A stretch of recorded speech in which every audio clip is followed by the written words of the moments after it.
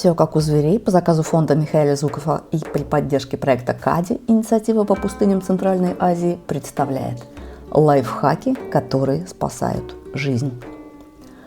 Пустыня – то еще местечко для жизни. Обычно живые организмы попадают сюда не по приглашению КАДИ, а потому что так получилось. Есть такое слово «родина, сынок». Или потому что сюда вытеснили тебя более успешные конкуренты.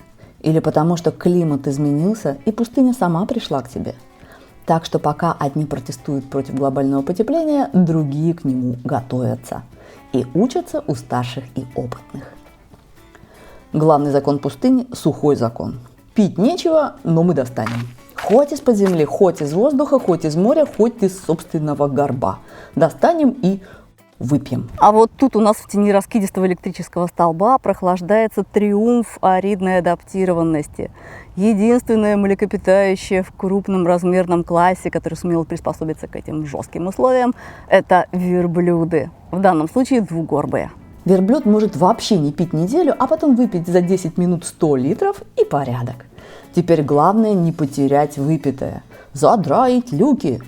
Ноздри верблюда снабжены клапанами и открываются только на вдох и выдох. Притом на выдохе пар конденсируется на специальных складках носоглотки.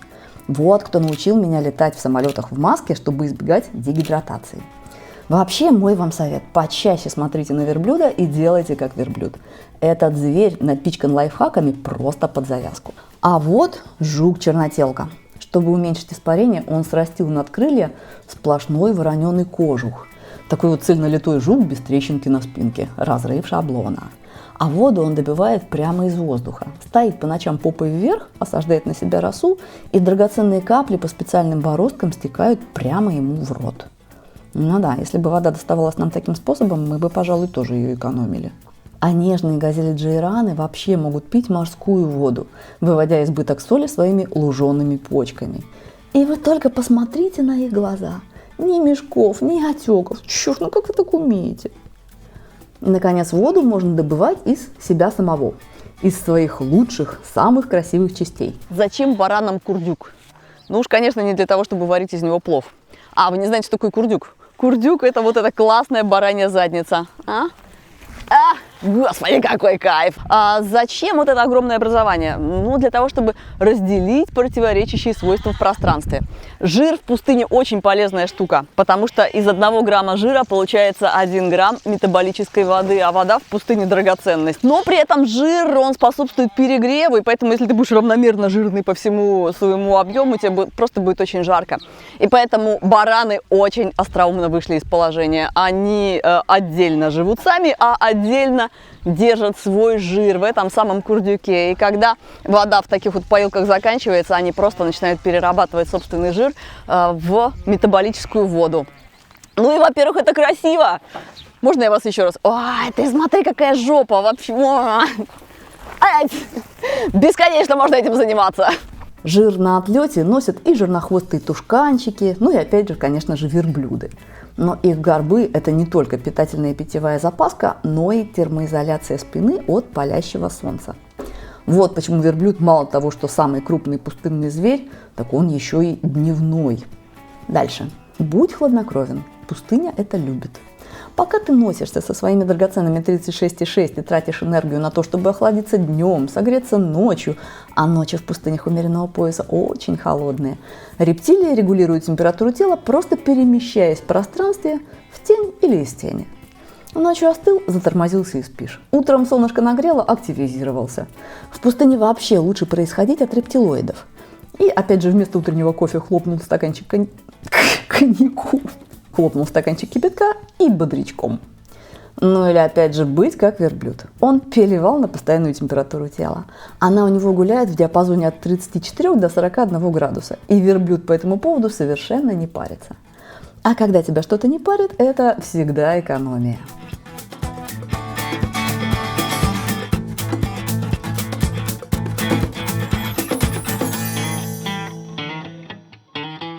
О, настоящая среднеазиатская черепаха. Их тут достаточно много, потому что Жизненная форма черепахи чрезвычайно удобна для проживания в пустыне.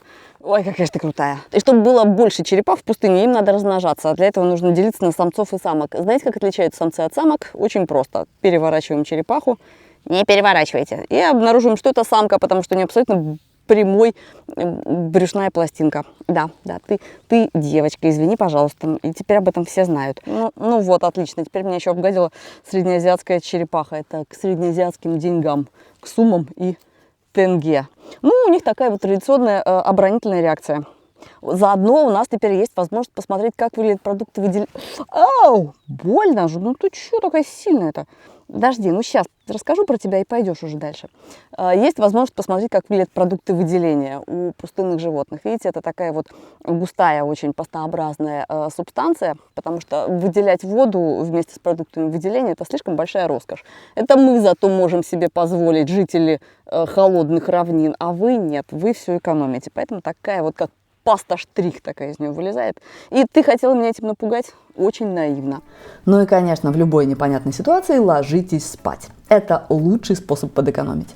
Желтый суслик спит 3/4 жизни. Просыпается в апреле и за 3 месяца нагуливает столько жира, что уже порой не может выпрыгнуть из колеи. А жир по всей тушке – это прямая дорога к перегреву. Так что в июле суслик впадает в эстивацию, летнюю высокотемпературную спячку, которая плавно переходит у него в гибернацию, зимнюю спячку. А там, глядишь, уже и апрель, пора вставать и плотненько позавтракать. Вообще еды в пустыне не густо, так что не привередничай и ешь, что дают. Даже если кто-то это уже однажды ел. Вот скоробей. Недаром египтяне считали его священным. Сами живут в пустыне, понимают. Смотрите, проводим эксперимент по обнаружению смещенной активности у скоробеев.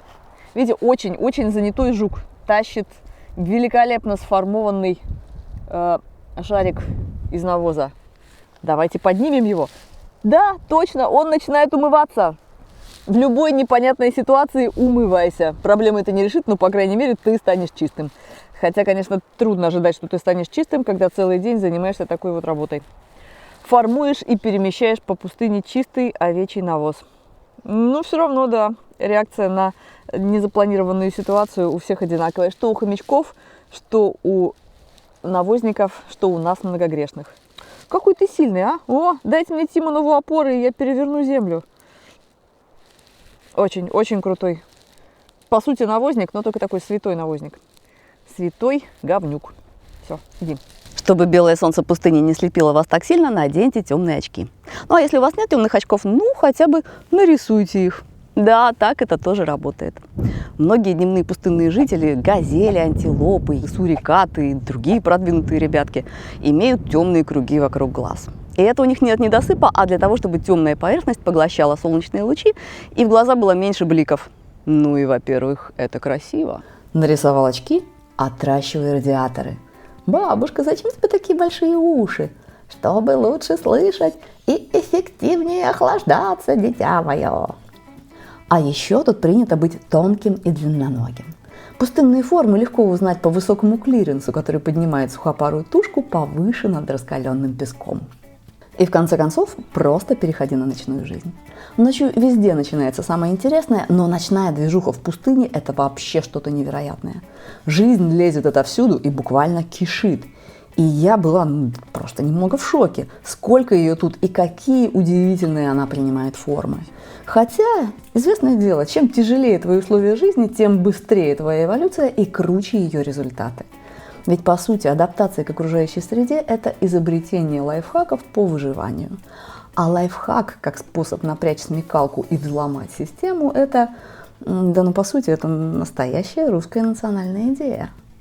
Так что зоогеограф Николай Дроздов, голос природы на русском, специализировался именно на пустынях, далеко не только от скромности. Но в конце концов мы все-таки нашли в пустыне место, где действительно нет жизни. Это Солончак Барса-Кельмес. Его название переводится «Если пойдешь, то не вернешься».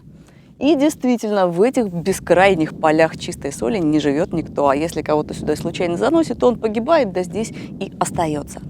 Но даже вот это вот фантастическое, совершенно нереально выглядящее место когда-то было очень оживленным. Это дно древнего океана Тетис. И буквально считанные десятки миллионов лет назад здесь бурлила жизнь. И кто знает, может быть, спустя считанные миллионы лет она вернется сюда снова. Ведь жизнь всегда возвращается, даже когда уходит. С вами было «Все как у зверей». Пока.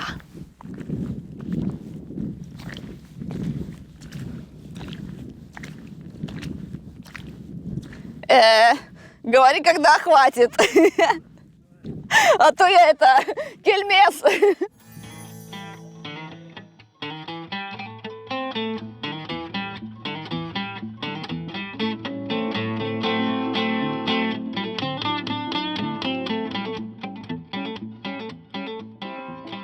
А теперь еще кое-что важное. Я выросла на книгах Даррелла и передачах Дроздова. А когда на телевидении впервые появились диалоги о животных, у меня появился новый, постоянный старший собеседник. И я очень рада, что мои любимые голоса будут озвучивать мои любимые тексты. Дорогие друзья, приглашаю вас принять участие в нашем новом проекте.